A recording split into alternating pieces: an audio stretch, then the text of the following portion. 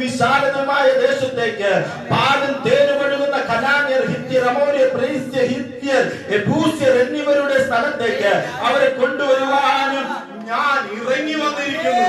Hallelujah. നമ്മുടെ ദൈവം hallelujah കസേരയിലിരുന്ന് ആജ്ഞാപിക്കുന്ന ഒരു ദൈവമല്ല.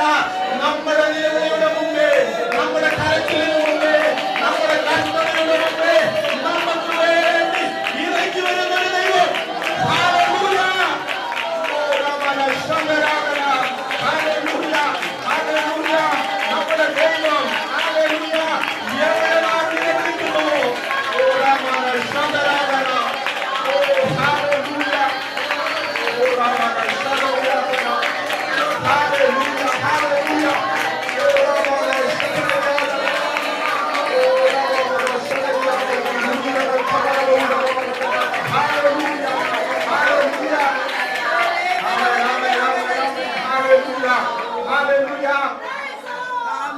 ജനത്തിന് പ്രാർത്ഥിക്കുവാനുള്ള സമയം പോലും കൊടുക്കാതെ ഹല്ലേലൂയ അവിടെ കഷ്ടപ്പെടുത്തുമ്പോ അവിടെ പറഞ്ഞൊരു വാക്കുണ്ട്, അവർ നെടുവീർപ്പിട്ടുകൊണ്ട് നിലവിളിച്ചു.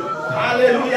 നമ്മുടെ വേദനയും നമ്മുടെ കഷ്ടതയും മറ്റുള്ളവരോട് ഷെയർ ചെയ്യാൻ പറ്റാതെ, ഹല്ലേലൂയ, ആരോട് പറയുവാൻ, നമ്മുടെ വേദനകളെ കൈമാറുവാൻ ആരുമില്ലാതിരിക്കുമ്പോ നാം ഹൃദയത്തിൽ ഞരങ്ങിക്കൊണ്ട് നാം നെടുവീർപ്പിടുമോ അത് കാണുന്ന ഒരു ദൈവമുണ്ട്. ഹല്ലേലൂയ.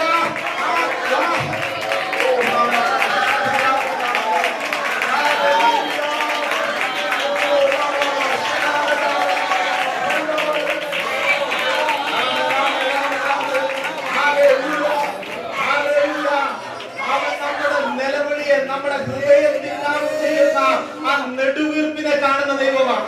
ഹല്ലേലൂയ. ആ നെടുവീർപ്പിനെ കണ്ടുകൊണ്ട് അവിടെ ഇരിക്കുന്ന ദൈവമല്ല, ആ നെടുവീർപ്പിനെ കണ്ട് നമ്മളിലേക്ക് ഇറങ്ങി വരുന്ന ദൈവമാണ്. ഹല്ലേലൂയ. ഹല്ലേലൂയ. ഭാവി ഉണ്ടാകുമെന്ന്, ഹല്ലേലൂയ, അടുത്ത സ്റ്റെപ്പ് ഞാൻ എന്ത് ചെയ്യണമെന്ന് നെടുവീർപ്പിട്ടുകൊണ്ട് മാതാപിതാക്കളോട് പോലും പറയാൻ കഴിയാതിരിക്കുമ്പോ എന്റെ ദൈവം പറയാണ്, നിന്റെ നെടുവീർപ്പിനെല്ലാം കാണുന്ന ദൈവമാണ്. ഹല്ലേലൂയ.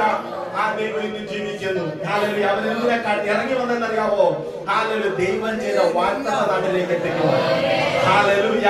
ഹല്ലേലൂയ. എന്റെ പ്രിയമുള്ളവരെ, നമ്മളെ വിളിച്ചിരിക്കുന്നത് പുതിയ യെരൂശലേമിലേക്ക് കൊണ്ടുപോകുവാനാണ്. ഹല്ലേലൂയ. നമ്മളെ വിളിച്ചിരിക്കുന്ന ആ വാഗ്ദത്ത